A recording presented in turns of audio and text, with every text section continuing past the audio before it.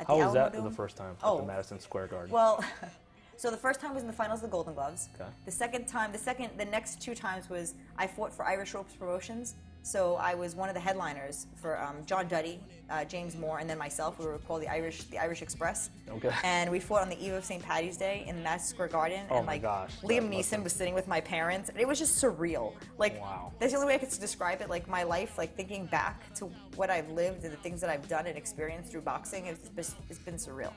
So I mean but the first time fighting in the main garden on Miguel Cotto's undercard was, Bob Arum was at the press conference saying she could be the face of women's boxing, and and then there comes the obstacles and the challenges, Absolutely. I fought that fight and I blew my eardrum in the 5th round. I fought 5 rounds at no equilibrium. I fought my heart out and I lost the fight. That was my first world title attempt, and I remember looking at her and saying, "That's my belt." I was like, "Why is she wearing my belt?" And it was painful. It was painful. But I vowed not to give up. Not once. That was my first loss. I was 13-0. Not once did I say I don't want to do this. Not once did I say I didn't have that feeling. Not like a smidge of a feeling that I didn't want to Just continue. get back and train. Yeah, I was like, okay, what's next? When can I fight again? No, that's actually. There's a lot of boxers, I think, in the sport that are missing that component. They think if they lose once, their career is over, and that's kind of the perception of some of the casual fans too. Just in boxing, I don't know. It can be viewed that way. I never don't think compared so. myself. Like I never compared myself to other fighters, or I just always walked my own. My favorite quote is by Ralph Waldo Emerson, and he said, "Do not go where there is a path. Go instead where there is no path and leave a trail. Do not go where the path may lead. Go instead where there is no path and leave a trail." And that's been Pave your own way. Yeah, and I'm an English major, and that's always been my thing. Just do my own thing. That's awesome. What did you do with your first check from boxing?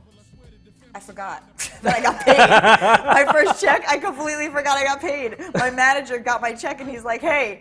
I'm like, what? He's like, you got to sign for this. I'm like, what's that? He's like, your check. I was like, oh. I probably paid off some tuition. I don't even know. No, I don't. You know what? I'm lying. I had this thing that every time I would fight, I would buy myself a pair of designer sunglasses. So I have literally 15 pairs of designer sunglasses at home, like Versace, Fendi, you name Gucci. That was my thing. I've bought very expensive sunglasses, and let me tell you, I always either sit on them or I lose them. These are my babies. I break them. Yeah. I can tell you for each fight, each sunglass, I remember what fight I bought that after. So that's what not the whole check, obviously, but I did that was my thing, was to buy myself sunglasses. I don't know. How did it feel when you won your first title? And what is it, the WBC? Oh my gosh, yeah. So, funny thing is, I won that in Sinaloa, Los Mochis. Okay. And I knew nobody out there. It was just me and my coach at the time. And we had nobody to put the stool in the ring for us. He needed some help. And we had this cab driver, and he was awesome. This guy, Jorge, and he was great. So, Haas said to me, hey, what do you think if we use Jorge in the corner? I'm like, sure. So it was me, Haas, and the cab driver.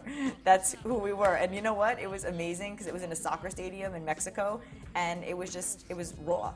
It was so raw. In a stadium? How is that? Let me tell you, a stadium versus a casino or something. No, fighting in Mexico, period, is completely very big on women's boxing, correct? Huge, Yeah. huge. But not even that. They don't care. They don't care where you're from. If you give a good fight, they respect you no matter what. They don't care if they're your favorite, you're not. They just respect. They have such a love for the sport. But fighting in the stadium, it was cold.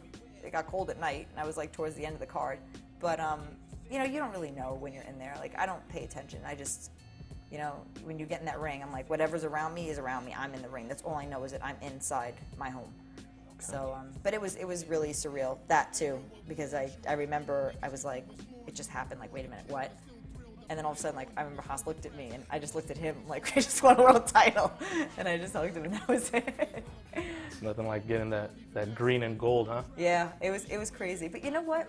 To be honest, and this is really raw, like I said, it's not that I never dreamed of it, and there were some things that I maybe didn't feel deserving at times because I struggled with some inner demons of my own, and a lot of it comes from the abusive relationship and some things that I'd gone through in my life, and I'm very open about this stuff because I think it's important for other people to recognize it within themselves and understand they can overcome it.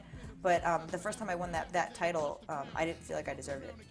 I don't know why. Like I didn't feel like, I'm like, well, I don't understand. Like I'm getting something, like I won this, but even the wins, it was very hard for me to connect, but that was a whole self-esteem thing that I had to overcome. And I overcame it now. Now I'm like, oh heck yeah. Now I want that belt back. I want that belt back. I want as many. Forget sunglasses. I want belts. So. Okay.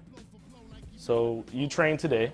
Yep. This is an awesome training session. It looks like you work very hard. What kind of music do you listen to when you train?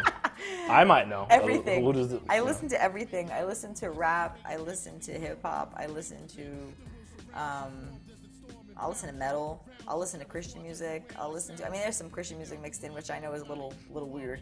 But it's really the beat for me. It's not the words. It's the beat that I go to. Like, you saw Coach and he'll put on, like, once the Latin music comes on, I'm like dancing. You know what I mean? Like that's. You think that helps the footwork? Oh yeah, but it does. It helps. Well, I like to dance, so Okay. It's good for people that know how to dance. Yeah. But the rhythm, you know what I mean? And you know what? To be honest, like the music, the